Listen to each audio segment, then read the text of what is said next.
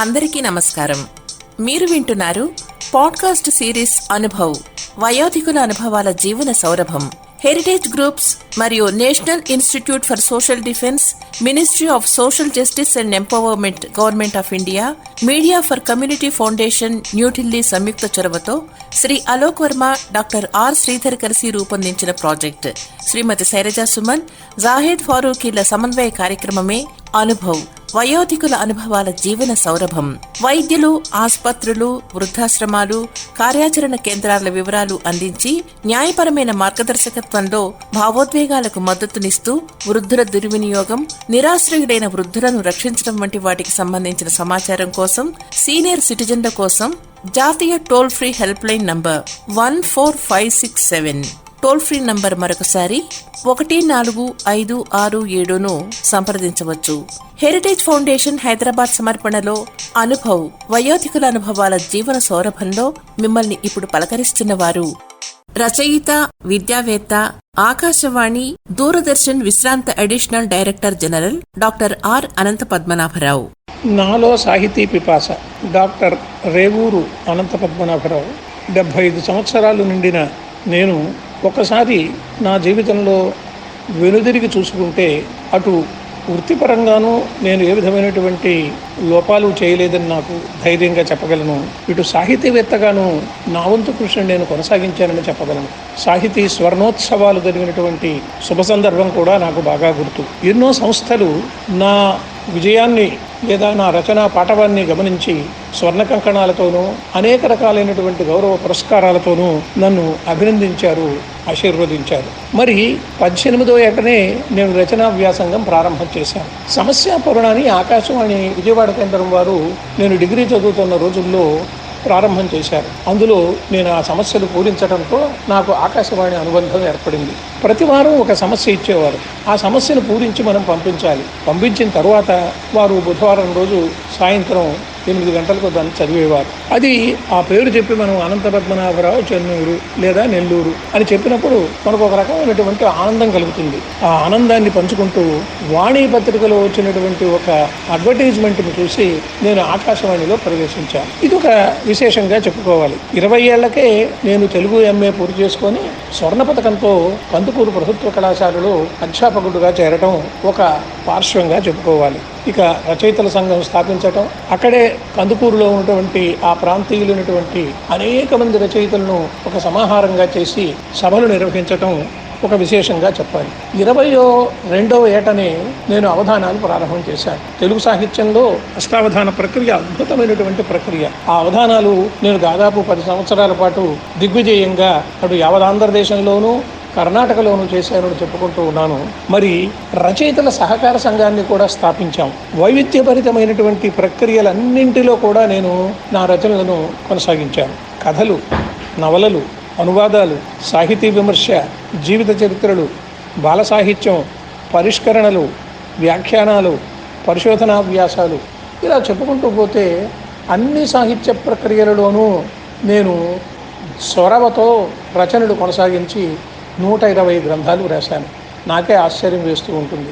సంవత్సరానికి ఒక గ్రంథం ప్రచురిద్దామనుకున్న వాడిని 2 గ్రంథాలు, 3 గ్రంథాలు, రిటైర్ అయిన తర్వాత 30 గ్రంథాలు రాశాను.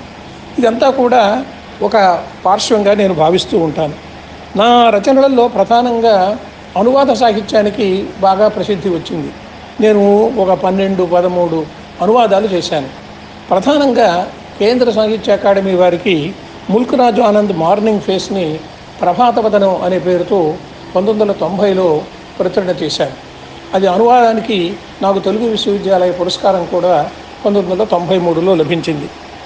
మళ్ళీ వాళ్లే నాకు అమితావ్ ఘోష్ రచించినటువంటి షాడో లైన్స్ గ్రంథాన్ని తెలుగు చేత చేయమని చెప్పి కోరారు.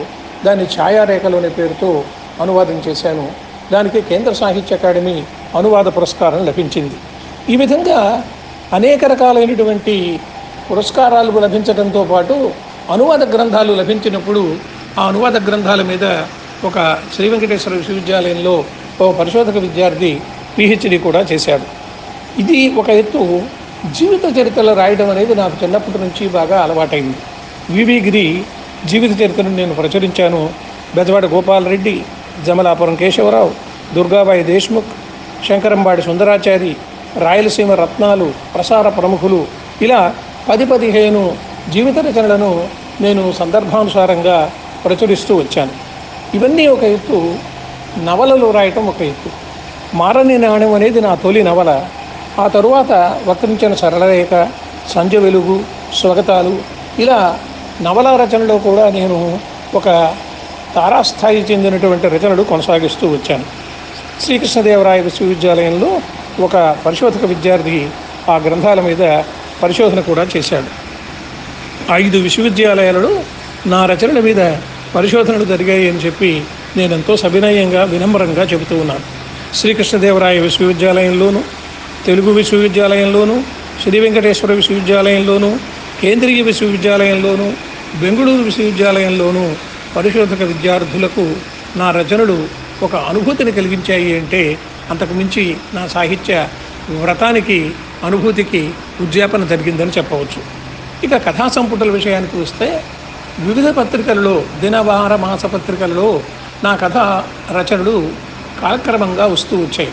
అవన్నీ కూడా 4 కథా సంపుటాలుగా నేను ప్రచురించాను.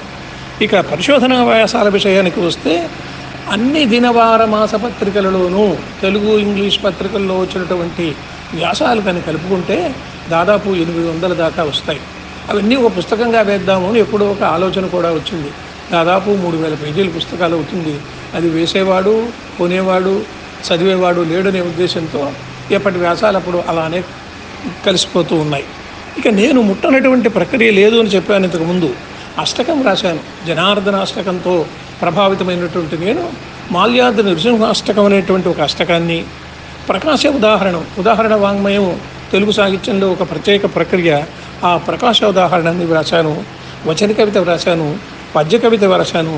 వేదికల మీద వేలాది ప్రసంగాలను చేశాను. సాహితీవేత్తగా నాకు ఒక గుర్తింపు రావడానికి నేను వివిధ ప్రాంతాలలో పనిచేయటం, వివిధ రచయితలతో సన్నిహితంగా మెలగటం, ఆకాశవాణిలో పనిచేయటం వల్ల ప్రసిద్ధులైనటువంటి వ్యక్తులందరూ కూడా మా కవి సమ్మేళనాలకు వచ్చేవారు. ఒక శ్రీశ్రీ, ఒక కరుణశ్రీ గారు, పుట్టపర్తి నారాయణాచార్యులు వారు, గుంటూరు శేషేంద్ర శర్మ గారు, ఆరుద్ర, ఇలా ఎందరో మహానుభావులైనటువంటి వ్యక్తులతో నేను సన్నిహితంగా, సమీపంగా కలిసి మెలిసి తిరగటం అనేది ఒక జీవితంలో చేసుకున్నటువంటి ఒక అదృష్టంగా నేను భావిస్తాను. ఏవం విధమైనటువంటి సాహితీ ప్రక్రియ వైద్యంతో ఒక రచనా స్ఫూర్తిని దాదాపుగా 50 సంవత్సరాల పాటు కొనసాగించడం అనేది ఒక నిజంగా భగవంతుడిచ్చిన వరంగా నేను భావిస్తూ ఉన్నాను.